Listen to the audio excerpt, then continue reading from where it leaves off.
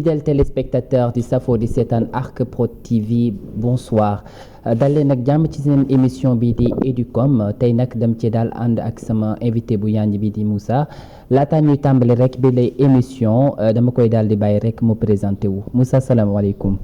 maaleykum salaam maa ngi lay ziar di remercier déjà ci invitation bi ngeen ñu jagleel. ñu war a wax ci donc lu jëm ci wàllu éducation jëm ak wàllu communication. di saluer aussi l'équipe technique et tous les collaborateurs de votre chaîne YouTube Arc Prod TV. Moussa tey nag dañuy daal di waxtaan ci li nga xam ni mooy la communication, c'est-à-dire la manière dont les différentes communications influencent sur les différentes formes d'éducation tey laataa ñuy xuus ci bile thème lan mooy communication. Donc merci pour la question donc damay wax ni la communication c'est avant tout déjà une science xam nga éducation science la. Donc c'est un métier. Donc c'est un métier purement professionnel et technique mais aussi métier la bi nga xamante ne tey mën naa ne adduna bi yëpp a koy jëfandikoo ndax dans la vie tout est communication te su ñuy wax communication toujours c'est lié entre deux personnes c'est l'émetteur et le récepteur. L'émetteur pratiquement par exemple essaie de capter toujours donc l'émetteur essaie de capter donc le récepteur reçoit. Donc si tu vois un peu la communication elle est tellement vaste que dans la mesure où tout est lié à la communication. Maintenant quand on parle de l'éducation et la communication on fait allusion à deux choses, celui qui reçoit et celui qui exécute. Celui qui donne celui qui essaie de lancer un message et maintenant l'émetteur reçoit pour essayer donc d'identifier un peu ce que la personne essaie de désigner. Pour yow quel est son rôle et son importance waaye tamit quel impact qu'elle aura sur l'éducation? Vous savez déjà quand on parle de l'éducation on fait allusion à deux choses. Dans l'éducation tout est communication.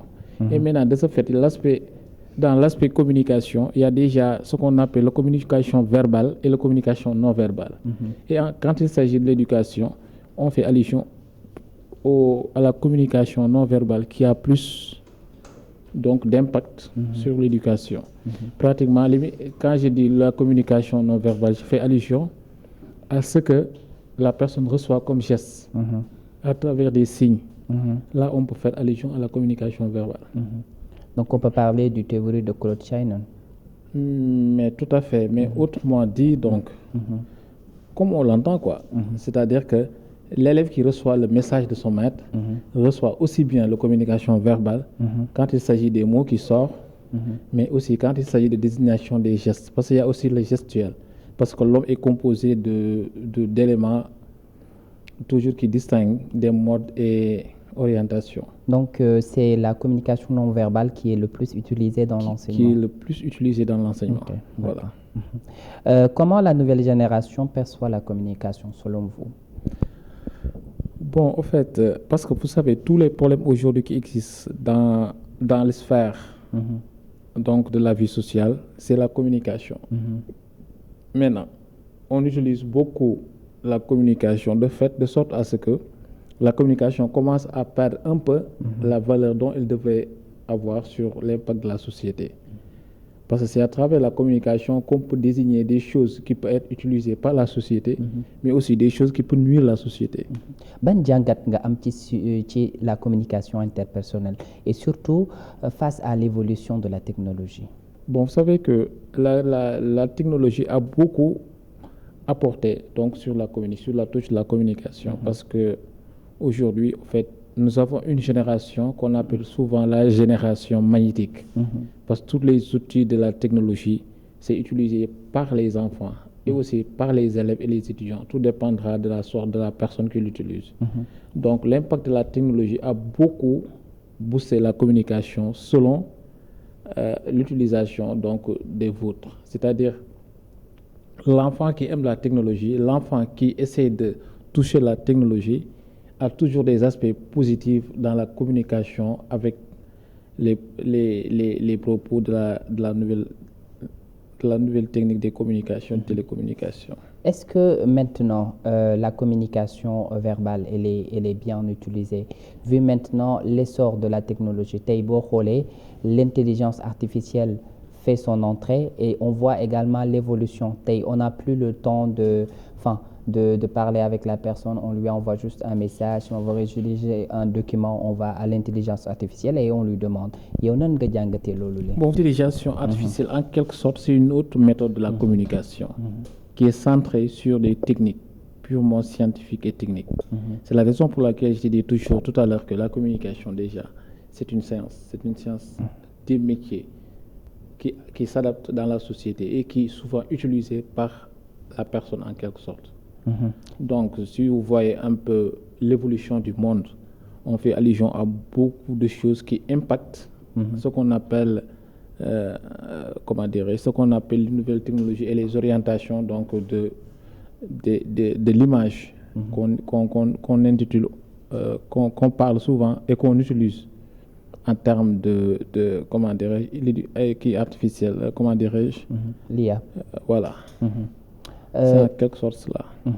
Quels sont les obstacles à une communication efficace?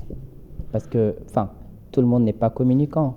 Et maintenant, on voit que tout le monde communique de la manière dont tu le veux, mais sans pour qu'il y ait les bases de la communication. Non, vous savez, les bases de la communication s'articulent sur plusieurs angles d'orientation. Tout dépendra de la personne qui l'utilise. Donc aujourd'hui, quand je dis tout à l'heure que la communication non verbale a plus d'impact dans la société, on peut le distinguer ainsi parce que quand tu sors un peu de la rue, vous voyez des tableaux d'orientation, des tableaux qui communiquent un peu sur les festivités, sur les publicités, etc., etc.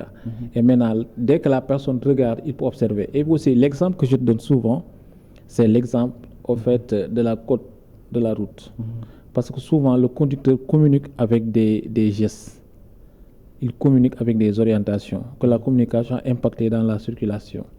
Et cela fait que tout le temps, il y a des obstacles, mais aussi il y a des mesures barrières qui interrogent un peu le chauffeur à faire mesure de prudence dans ce qu'il fait.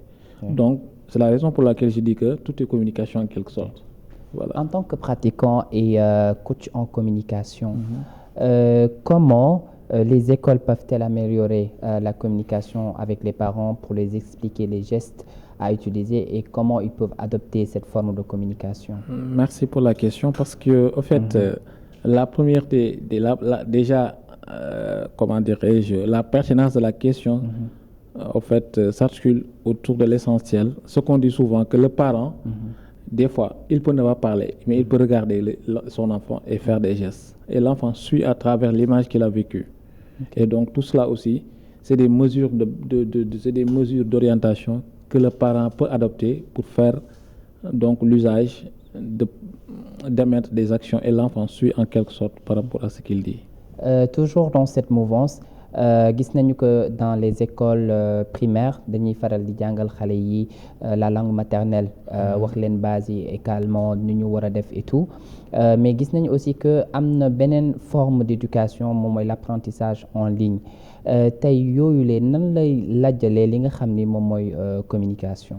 Bon, je sais que la communication, l'homme en quelque sorte est bâti comme à des éléments. Et ces éléments qui composent l'homme en quelque sorte, c'est des outils de communication. Parce qu'en quelque sorte, si on peut admettre cela à travers l'école, l'école souvent, quand il s'agit de voir des toilettes, on peut automatiquement distinguer que ceci est des toilettes parce qu'il y a des orientations et des signes communs. Des dessins par exemple. Quand on peut distinguer par exemple les toilettes des enfants, on peut tout simplement faire un petit dessin pour indiquer aux enfants que c'est ici votre toilette. Mais en même temps de cela, parce que le maître écrit, il essaie d'émettre l'écriture. À travers l'écriture, l'enfant se voit dedans pour essayer de distinguer un peu les orientations de l'écriture visant donc à suivre les orientations de son maître. Loolu tamit ça, selon vous, ça n'endorme pas l'intelligence de l'enfant, le fait que par exemple de l'initier à tout ce qui est forme des technologies. Parce que de nos jours, la consommation des nouvelles technologies n'est pas bien réglementée. Tey jii xale yi ñu ngi ci TikTok bi xale yi ñu ngi ci ñu ngi ci grille factory comme Instagram, Facebook, WhatsApp, Snapchat et tout. Déjà, c'est plus réglementé et donc ils communiquent mal. Selon vous, quelles sont les bonnes pratiques à adapter et par les parents, par les enseignants et par les bonnes pratiques souvent au fait loolu en quelque sorte acteurs yi ñoo ci war a gën a def ay jéego parce qu'au fait l'enfant qui utilise les réseaux sociaux il a juste les réseaux sociaux mais les réseaux sociaux plutôt mais ce qui distingue à l'enfant de cerner le bien, le mal, le vrai du faux, ça dépendra des mesures barrières qu'on a mis dans les réseaux sociaux. Parce que souvent, on essaie un peu d'identifier l'âge. Parce qu'au fait, les parents ont un rôle à jouer dans ça. Parce que, certes, on dit qu'il y a deux façons d'éducation. Il y a l'éducation à l'école et l'éducation sur les services d'Internet. Parce que moi qui te parle, j'étais dans le réseau numérique. Moi, j'étais dans le Sénégal numérique comme cadre, quoi. D'ailleurs, je suis cadre au niveau du Sénégal numérique. Donc, souvent, il y a des mesures barrières que l'État du Sénégal a mis pour essayer un peu de maîtriser les enfants envers ces réseaux sociaux. Parce que l'enfant qui ouvre son téléphone, parce que l'exemple que je donne, quand tu poses ton téléphone, c'est ton enfant qui va plutôt prendre le téléphone et qui essaie de manipuler. Ce qui l'intéresse peut-être selon lui, c'est les dessins animés. Même les dessins animés distinguent les orientations que l'enfant peut suivre parce que c'est une manière distractive. Tout ça, c'est des modes d'éducation. Maintenant, c'est l'enfant qui essaie d'être au-delà. Parce que quand tu vois ses parents utiliser d'autres sites, à la limite, une fois qu'il a peut-être la chance d'utiliser le téléphone, il va essayer de s'interroger sur le site que son parent avait utilisé. Mais Tamit, comment ce feedback, ce retour-là, influence-t-il l'apprentissage des élèves? C'est-à-dire, bon, en fait, là, je pense que c'est l'éducation de base. C'est ça. C'est l'éducation de base. Je pense que tous les enfants doivent recevoir deux façons d'éducation. L'école éduque, mais les parents éduquent. Quand l'école éduque, c'est les parents qui essaient de mettre en œuvre cette éducation-là. C'est la raison pour laquelle je dis qu'il y a deux manières de recevoir les orientations de l'enfant envers la communication. Parce que quand tu vois aujourd'hui que le monde est devenu un peu terrifiant, c'est parce que les parents ne communiquent plus avec les enfants. Ou bien, certes, rares, ce sont les éducateurs qui essaient de passer des messages où l'enfant peut-être peut s'adapter pour non seulement éduquer et apprendre, mais aussi essayer d'avoir les orientations de son parent. Parce que moi qui vous parle, j'ai des petits-enfants à la maison. J'ai des neveux, j'ai des nièces. Une fois à la maison, je pense que tout parent qui est à la maison a le droit de contrôler ce que l'enfant a appris au niveau de son école. Et une fois sur place, il y a les orientations sur place que l'enfant doit recevoir pour essayer non seulement de s'adapter, mais aussi d'essayer de comprendre. Mais en tant que spécialiste en communication, il y a une stratégie à mettre en place pour que ces clients puissent bien communiquer. Non, parce qu'il y a plusieurs outils. Je te dis que l'homme en personne est un outil de la communication. Parce que l'homme parle, l'homme fait des gestes. À travers les gestuels, on peut apprendre. À travers toutes les orientations que la personne incarne à son honneur, peut venir donc s'interroger à travers la communication. Vous savez que la communication, elle est paradoxale. Elle est paradoxale dans la mesure où tout ce qu'on peut faire, si on peut faire du mal, on le fait à travers la communication. Si on fait du bien aussi, on le fait à travers la communication. Quel message lancez-vous aux téléspectateurs qui veulent communiquer, mais qui ont peur de s'embarquer? Ça dépend. Il faut tout simplement passer à l'essentiel, essayer de suivre l'essentiel. Parce que moi, je me dis que tout téléspectateur qui nous suit à travers cette émission, à travers cette interview, peut comprendre deux aspects. Il y a déjà l'enfant qu'on doit éduquer sur la base de la technologie, mais aussi il y a toujours ce qu'on appelle la politique de garde-four. Donc tout dépendra des parents qui essaient de gérer les enfants à travers ce qu'ils ont, orientation, éducation envers les outils de la communication. Et la communication en quelque sorte, c'est devenu une chose qui est tellement utile à l'homme que l'homme déjà peut se surpasser à d'autres éventualités. Donc je prends, comme tu as dit la question posée tout à l'heure, l'enfant a une manière d'être éduqué dans la communication, mais aussi la communication a prévu donc des garde-fous, des orientations pour que l'enfant s'y appuie pour essayer maintenant de s'adapter comme les autres. Le Régis Vienne, maintenant c'est qu'on est au terme de notre émission. Que serait votre dernier mot face aux téléspectateurs qui vous regardent? Donc, bon, je lance un appel pour dire que l'éducation et la communication vont de pair. Maintenant, tout dépendra des orientations et le contenu qu'on va mettre sur place pour essayer maintenant d'orienter les enfants envers donc, les mesures de prudence dans la communication. Merci beaucoup Moussa d'avoir répondu à notre invitation et de nous avoir enseigné les bases de la communication.